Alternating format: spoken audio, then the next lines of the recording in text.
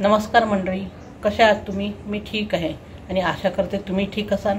स्वागत आहे तुमचं माझ्या प्रफुल्ल ताई या चॅनलवर. आज आपण बघणार आहोत शेवगाच्या शेंगाची रस्सा भाजी. तर ही भाजी कशी करायची हे बघूया. या शेवगाच्या शेंगामध्ये किंवा या झाडामध्ये शेवगाच्या त्याच्या पानामध्ये, फुलांमध्ये आणि शेवगाच्या शेंगामध्ये भरपूर सारे विटॅमिन्स, प्रोटीन्स, कॅल्शियम, लोह भरपूर प्रमाणामध्ये असते, जे आपल्या शरीराला आवश्यक असते. तर ही भाजी कशी करायची हे बघूया. तर चला.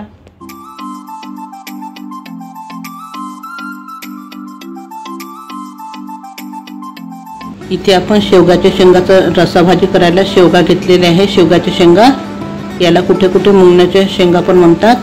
इंग्लिशमध्ये याला ड्रमस्टिक म्हणतात. हे खूप पौष्टिक असते खायला. तर याची भाजी कशी करायची हे बघूया. इथे आपण या शेंगा आता अशा प्रकारे चिरून घेणार आहोत. याचे दोन इंच असे तुकडे करून घ्यायचे आहे. जेवढा निघतं त्यात याचं तेवढं साल काढून घ्यायचं आहे.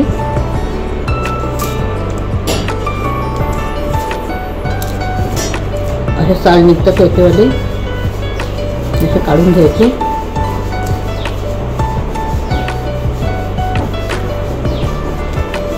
मी एवढे चिरून ठेवले आहे. हे मी पूर्ण चिरून घेते आता.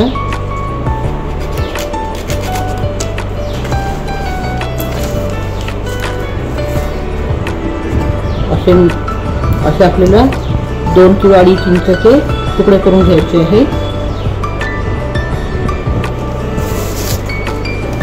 बघू शकता मी हे चिरून ठेवलेले आहे तुकडे असे.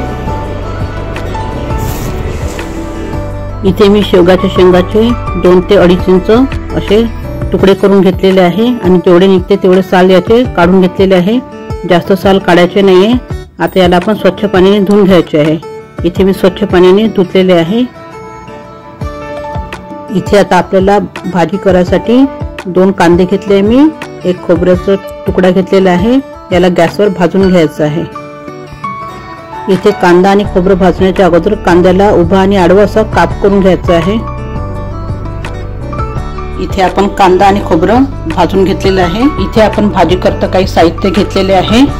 याच्यात कोथिंबीर घेतली आहे, भाजलेला कांदा घेतला आहे, याचे तुकडे करून घेतले आहे, अख्खे धने, शेंगदाणे आणि खडे मसाले घेतले आहे. खडे मसाल्यामध्ये मेथीदाणा, लवंग, दालचिनी, विलायची, मोठी विलायची आणि मिरे, जायपत्री हे बिलकुल थोड्या प्रमाणात घ्यायचं आहे. इथे खोबऱ्याचे तुकडे करून घेतले आहे. आलं लसूण घेतलं आहे.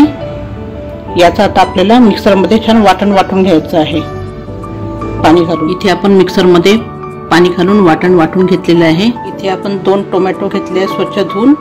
याची आता मिक्सरमध्ये छान प्युरी करून घ्यायची आहे, पेस्ट करून घ्यायची आहे. इथे आपण टोमॅटो प्युरी मिक्सरमधून काढून घेतलेली आहे, छान पेस्ट केलेली आहे.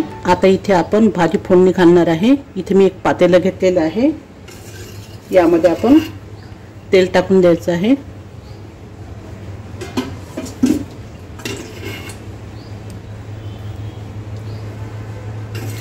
इथे आपण आता आपलं तेल गरम होऊ देऊ. इथे आता आपलं तेल गरम झालेलं आहे. यामध्ये आपण मोहरी टाकून द्यायची आहे. आपली मोहरी तडतडल्यावर आपल्याला याच्यात जिरं टाकून द्यायचं आहे.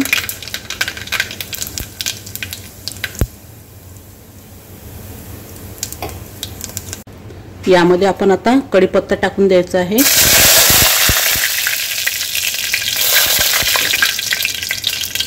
या भाजीमध्ये कढीपत्त्याचा स्वाद खूप छान येते. जर तुमच्याकडे अवेलेबल असेल तर तुम्ही नक्की टाका. आणि याच्यामध्ये आता आपण हे वाटण टाकून देणार आहे.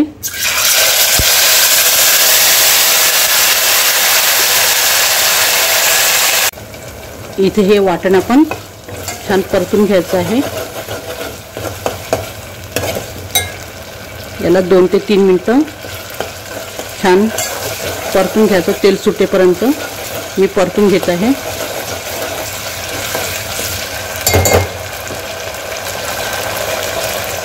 इथे आता 2-3 मिनिटं झालेले आहे आणि आपला मसाला पण छान शिजलेला आहे।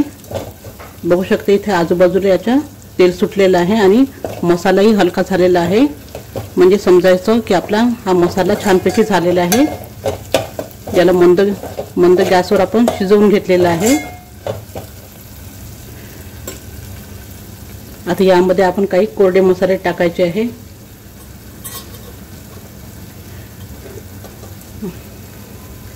याच्यात मी हळद टाकत आहे आणि चवीनुसार तिखट टाकून द्यायचं आहे। तुम्हाला जितकं तिखट पाहिजे असेल तेवढं।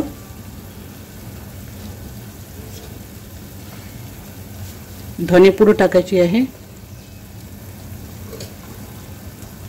आणि गोडा मसाला टाकायचा आहे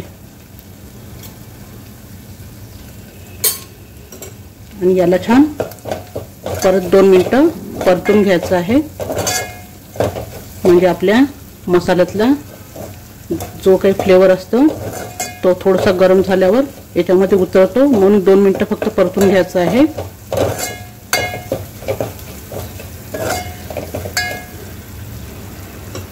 आता आपले मसाले जळले नाही पाहिजे म्हणून आपण हे वाटणाचं पाणी हे टाकून द्यायचं आहे।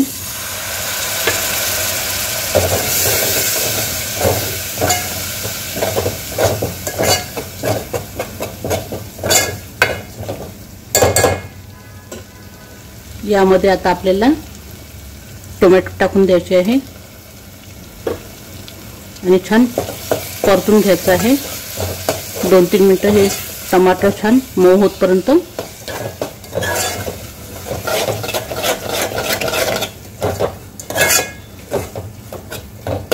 मी छान परतून घेते 2-3 मिनिटं।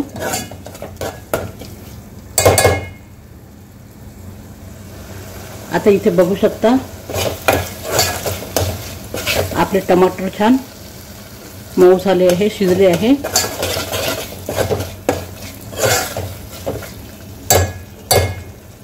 यामध्ये आता आपण शेंगा घालून घ्यायचे आहे।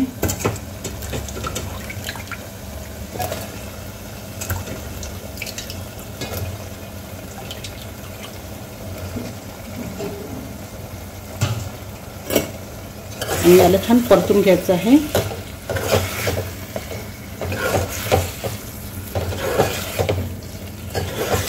छान 2-3 मिनिटं परतून घ्यायचं, याला सगळे मसाले एकत्र करून घ्यायचे आहे।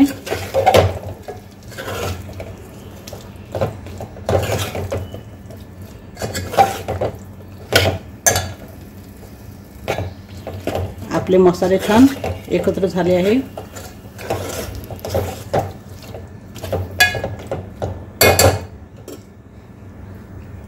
यामध्ये आता पाणी घालून घ्यायचं आपल्याला।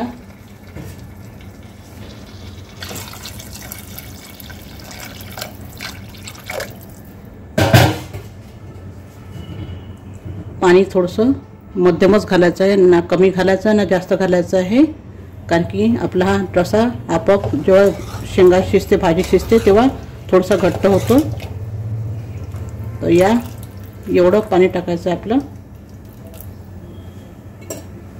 आणि याच्यामध्ये आता चवीनुसार मीठ टाकायचं आहे।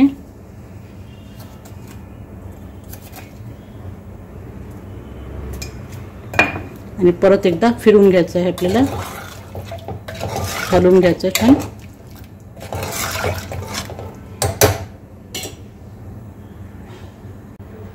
याला 5 मिनिटं उकळी येतपर्यंत गॅस मी मोठा केलेला आहे आणि याला आता छान 5 मिनिटं दणदणीत उकळी येऊ द्यायची आहे। मी झाकून दिलेलं आहे।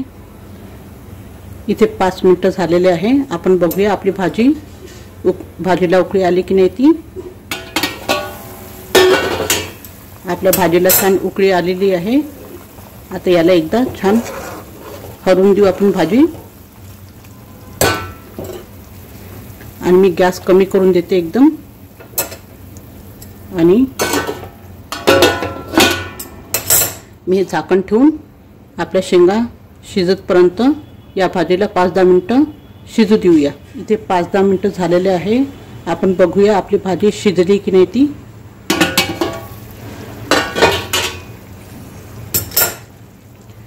बघू शकता आपली भाजी छान शिजलेली आहे। ही भाजी लवकर शिजते, मी तुम्हाला दाखवते।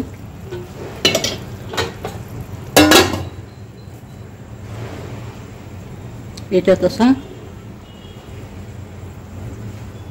बघ, ही भाजी शिजलेली आहे, आपली शेंग छान शिजली आहे।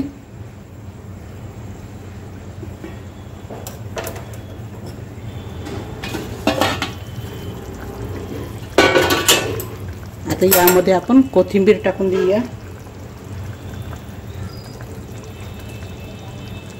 एकदा कोथिंबीर टाकून छान हलवून घेऊया आणि गॅस बंद करून देऊ आपण। मी गॅस बंद केलेला आहे। अशा तऱ्हेने तयार झालेली आपली शेवगाच्या शेंगाची रस्सा भाजी। ही खायला खूप खमंग आणि टेस्टी वाटते। तुम्ही ही भाजी पोळी, भाकरी, भात कशासोबतही खाता येते। नक्की ट्राय करा एकदा। आणि तुम्हाला जर माझा हा व्हिडिओ आवडला असेल तर तुम्ही माझ्या व्हिडिओला लाईक करा, शेअर करा आणि सबस्क्राईब करा। धन्यवाद।